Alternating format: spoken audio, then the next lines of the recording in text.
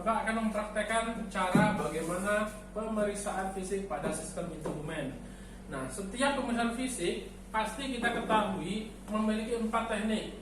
Ada inspeksi, palpasi, auskultasi, dan perkusi. Tapi untuk sistem instrumen ini hanya 2 teknik yang digunakan, yaitu inspeksi dan palpasi saja.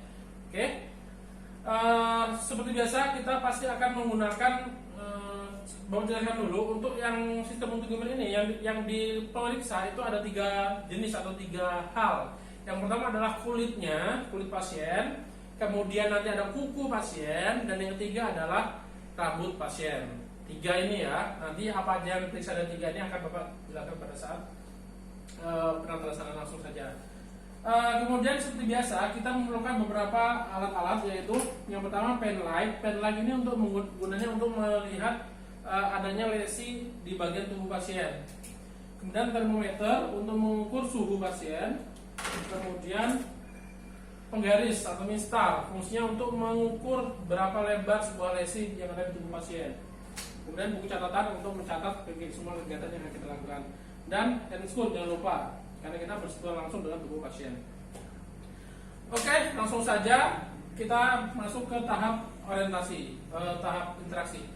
Baiklah Bapak, assalamualaikum warahmatullahi wabarakatuh. Bapak, perkenalkan saya Joko Pak, benar dengan Bapak Yudi ini Pak? Benar ya? Baiklah Pak, hari ini kami akan melakukan tindakan pemeriksaan fisik pada sistem instrumen Bapak, yaitu pada kulit Bapak, kuku-kuku Bapak, dan rambut Bapak. Apakah Bapak bersedia Pak? Oke. Kalau bersedia berarti kita tutup sampiran, karena biasanya ini kita akan membuka beberapa tempat yang sensitif dari tubuh pasien. Oke, kemudian kita cuci tangan, kemudian kita menggunakan hand spoon. Karena sudah kecil, anggap aja Bapak sudah pakai hand spoon ya. Nah, selanjutnya itu adalah masuk ke yang pertama, itu adalah kulit. Kulit yang pertama adalah kita lihat dengan inspeksi. Inspeksi kita menggunakan bisa menggunakan pen light atau tidak. Kita untuk melihat bagaimana warnanya. Warnanya di sini bukan gelap atau tidak ya, tapi bagaimana apakah ada cyanosisnya atau tidak. Cyanosis itu kebiruan ya, artinya di daerah tersebut kekurangan oksigen. Misalnya di sekitar mulut, kemudian di jari-jari kaki atau jari-jari tangan ataupun jari-jari kaki. Bagaimana apakah dia ada kebiruan atau tidak. Selanjutnya kita tanya juga ke pasien, Pak, ada nggak di bagian tubuh yang nyeri? Ada nggak di tubuh bagian yang nyeri? Anggap aja ada di tangan ya. Kita lihat, oh ternyata memang ada luka, misalnya anggap aja luka lecet gitu ya. Nah itu kemudian kita ukur, kita pastikan dulu bagaimana bentuk lukanya, kemudian kita ukur lebarnya berapa. Setelah itu kita catat di buku catatan luka lebarnya bagiannya di mana, kemudian luas lukanya berapa. Oke, setelah itu kita periksa teksturnya. Teksturnya ada kelembutan atau kenyalanya untuk melihat apakah ada massa atau tidak. Nah, misalnya kita di bagian luka tadi kita pencet, atau mungkin bisa kita tanya, Pak, ada nggak bagian tubuh yang terasa keras gitu? Kalau misalnya bapaknya ngomong nggak ada, ya udah berarti kita tidak perlu periksa lagi. Tapi biasanya kalau misalnya ada, akan kita periksa apakah ada tumor atau tidak seperti itu sekitarnya. Oke? Yang normal itu adalah kenyal, kemudian CRT, capillary refill time, atau pengisian kapiler kembali.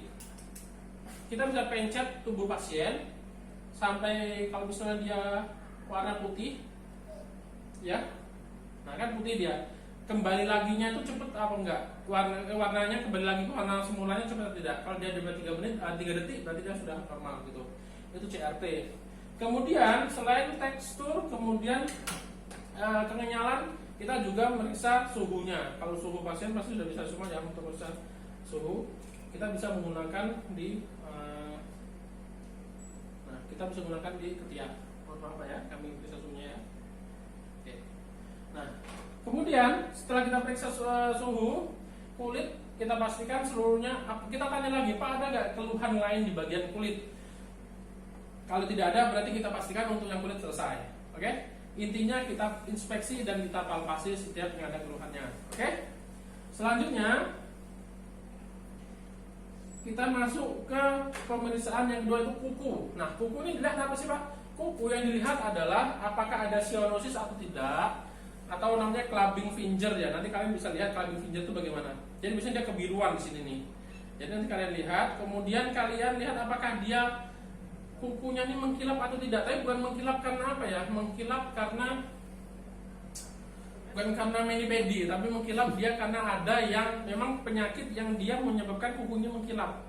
Kalau nggak salah ginjal itu juga bisa membuat kuku mengkilap. Jadi tinggal kita lihat apakah dia normal atau tidak.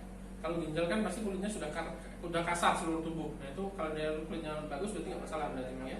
Nah kita lihat kukunya dia bermasalah atau tidak. Kemudian kita lihat juga di kuku kaki. Apakah ada kayak sejenis jamur kuku atau tidak? Kalau ada kita catat. Kemudian apakah ada, kalau kita ngomong itu cantengan ya, jadi kayak daging masuk gitu, kuku yang menusuk ke daging gitu, apakah ada tidak? Kalau tidak kita catat lagi. Itu untuk kuku kaki ya. Kemudian kita juga periksa apakah rapuh atau tidak kukunya. Kadang kuku itu kalau rapuh dia kelihatan ya, ini ujungnya ini dia sudah mulai habis gitu. Nah itu artinya kukunya rapuh, artinya kurang gizi di sana. Oke, untuk kuku sudah selesai. Kemudian kita masuk ke bagian rambut. Kalau rambut kita perlu penlight lagi karena untuk menyinari di bagian kulit dari kuku. Nah, biasanya kalau yang ada ketombenya itu biasanya kelihatan di bagian kuku. Ingat, ketombe itu belum tentu dia benar-benar ketombe karena kotoran saja. Tapi bisa jadi itu adalah dermatitis seborrheic. Dermatitis seborrheic kan sudah beberapa jelaskan itu merupakan salah satu bentuk atau ada gejala dari penyakit HIV/AIDS atau penyakit kulit lainnya. Itu makanya kita harus periksa apakah ada dermatitis seborrheic atau tidak di kulit kepala pasien. Oke, setelah kita periksa kulitnya rambutnya, kulit rambutnya, kulit kepala maksudnya ya. Kemudian kita periksa rambutnya. Rambutnya ini rapuh atau tidak? Warnanya bagaimana? Warnanya apakah dia, ingat ya, warna natural dengan warna karena kekurangan gizi itu beda. Jadi ada yang menguning dengan sendirinya itu karena dia biasanya ada kena masalah. Atau mungkin juga dia alopecia atau kebotakan di sebagian tempat, misalnya di atas ini habis, di kanan kirinya masih banyak. Nah itu adalah kebotakan. Kemudian tekstur, kemudian kerapuhannya dan rontok atau tidak. Kalau rontok kita ginikan aja dia lepas gitu. Oke, itu merupakan teknik-teknik dalam pemeriksaan fisik pada sistem integumen. Untuk apa saja yang kita cari, intinya dari kulit, kuku dan rambut. Kalau misalnya ada keluhan, ada gejala, itu akan kita catat dan itu menjadi data yang kita gunakan untuk dalam menegakkan kemudian perawatan. Oke, saya rasa cukup sekian. Kita terminasi, baik Pak. Terima kasih atas kerjasamanya Pak ya. Nanti akan kami catat dan akan selanjutnya nanti kalau misalnya ada keluhan bisa hubungi kami untuk kontak perawat. Baik Pak, terima kasih Pak. Saya Edi, wassalamualaikum warahmatullahi wabarakatuh. Oke, baiklah. Tadi sudah selesai sampai ke tahap terminasi, yaitu sudah salam kepada pasien. Setelah itu kita rapikan pasiennya, kemudian kita rapikan alat dan kita bawa alatnya ke ruang perawatan. Ingat, setelah itu kita dokumentasikan. Apa yang dokumentasikan? Hasilnya. Kemudian kita kelompokkan menjadi sebuah diagnosis perawatan yang mana nanti akan menentukan intervensi apa yang akan kita lakukan selanjutnya kepada pasien. Entah itu perawatan lukanya, karena tidak ada lukanya, kemudian ataupun yang lainnya ya. Baiklah, mungkin cukup sekian untuk praktek pemeriksaan fisik pada sistem integumen. Apabila nanti ada pertanyaan bisa langsung ditanyakan kepada Bapak, ataupun nanti bisa juga ditanyakan melalui WA atau email gitu. Baiklah, Bapak akhiri. Wassalamualaikum warahmatullahi wabarakatuh.